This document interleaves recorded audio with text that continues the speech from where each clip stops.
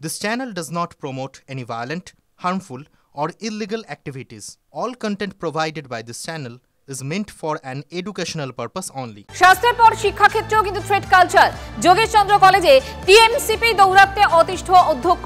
যোগেশচন্দ্র কলেজে বহিরাগত টিএমসিপি নেতা দাদাগিরি অভিযোগ, টিএমসিপির পতাকা এবং ব্যানার দিয়ে ঢেকে ফেলা হচ্ছে সিসিটিভি। মাসকট স্পিন কন্ট্রোল ল্যাবের পরীক্ষায় এটি প্রমাণিত। কেয়াসেট আলোপেক্স পেন্টা অ্যাক্টিভ নতুন চুল গজাতে সাহায্য করে, চুল পড়া বন্ধ করে। Keya Seth Alopex penta active 10 hair fall প্রবলেমের একমাত্র সলিউশন।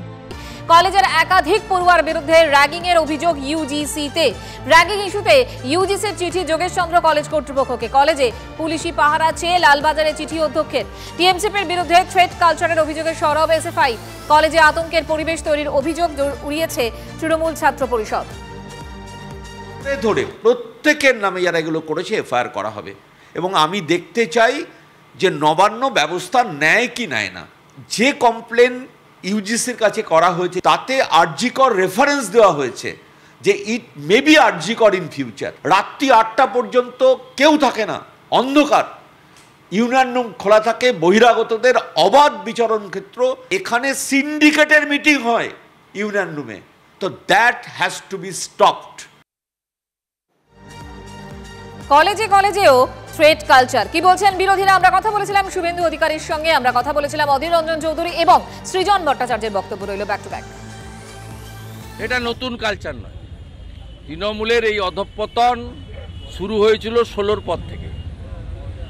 সেটা আস্তে আস্তে বাড়তে বাড়তে আজকে মহিরুহে পরিণত হয়েছে।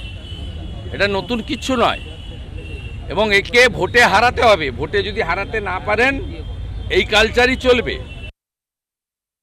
কে ভর্তি হবে, কে পাস করবে, কে ফেল করবে, সব কলেজের যারা মাথা তৃণমূলের নেতারা, তাদের মর্জির উপরে, ইচ্ছার উপর নির্ভর করে। তাদেরকে পয়সা দিতে হয়, আরো নানা রকমের উপঢৌকন দিতে হয়। দুর্ভাগ্য আমাদের যে পশ্চিমবঙ্গের প্রত্যেকটা কলেজে আজ পঠন পাঠন শিখে তুলে দিয়ে শুধুমাত্র সরকারি দল, ক্ষমতাসীন দলের দাসত্বগিরি করার মধ্য দিয়ে আজকে ছাত্র সমাজকে এক বিভীষিকাময় জগতের দিকে ঠেলে দেওয়া হচ্ছে। একদম উত্তরবঙ্গ মেডিকেল কলেজ মডেলে সেই কলেজের ছাত্রদের চলে যাওয়া উচিত।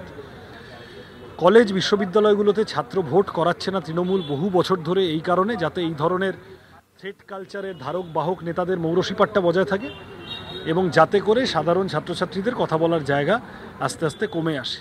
আমরা দীর্ঘদিন ধরে ছাত্র ভোট চাইছি, কারণ এই শিকড় গেড়ে বসা ইউনিয়ন এবং তাদের থ্রেড কালচারের মাথা দাদারা এদেরকে অবিলম্বে কলেজ থেকে ঘাড় ধাক্কা দিয়ে বার করা উচিত।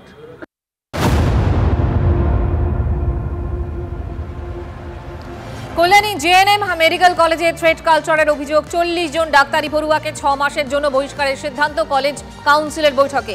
হাসপাতাল, হস্টেল, কলেজ ক্যাম্পাস থেকে বহিষ্কারের সিদ্ধান্ত 40 জন ডাক্তারি পড়ুয়াকে। শুধুমাত্র পরীক্ষার সময় ও তদন্ত কমিটির মুখোমুখি হওয়ার জন্য ক্যাম্পাসে ঢুকতে পারবেন তারা। বহিষ্কারের পাশাপাশি স্টুডেন্টস ওয়েলফেয়ার কমিটি ভেঙে দেওয়ার সিদ্ধান্ত বৈঠকে। সমস্ত ক্লাস রিপ্রেজেন্টেটিভকে পদ থেকে সরিয়ে দেওয়ার সিদ্ধান্ত নেওয়া হয়েছে।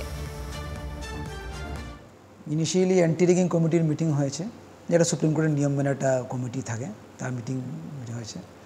তারপরে followed by extended college council meeting হয়েছে। এক্সটেন্ডেড কলেজে মানে যেখানে সমস্ত ফ্যাকাল্টিরা থাকেন। সেই মিটিংয়ের ভিত্তিতে পরবর্তীকালে যাদের নামে কমপ্লেন জমা পড়েছে তাদেরকে সাময়িককালের জন্য এখান থেকে সাসপেন্ড করা হয়েছে। অনেকজন, প্রায় একজ্যাক্ট ফিগারটা আমার খেয়াল নেই, প্রায় 35 জনের মতো হবে। কি কি পদক্ষেপ নেওয়া হলো? ইনিশিয়ালি ওদেরকে হোস্টেল, হসপিটাল এবং কলেজ থেকে ওদেরকে সাসপেন্ড করা হয়েছে, তবে ওরা পরীক্ষা দিতে পারবে। এরকমভাবে আমাদের বলা হয়েছে কি কোনো অ্যাডমিনিস্ট্রেটিভ ইয়েতে না থাকতে আর পরীক্ষা। তো ঠিক আছে, যখন সিদ্ধান্তটা তো আমার মনে করি একতরফা হয়েছে, আমাদের তো দেখে কোনো হয়নি। এখন যখন ওনারা যখন একবার দিয়ে দিয়েছেন চিঠি, প্রিন্সিপাল নিয়েছে, কলেজ কাউন্সিল থ্রু, ঠিক আছে, আমাদের কিছু না। আমি তো সবসময় স্টুডেন্টদের সাথেই ছিলাম, ওদের পাশে সবসময় দাঁড়িয়েছি।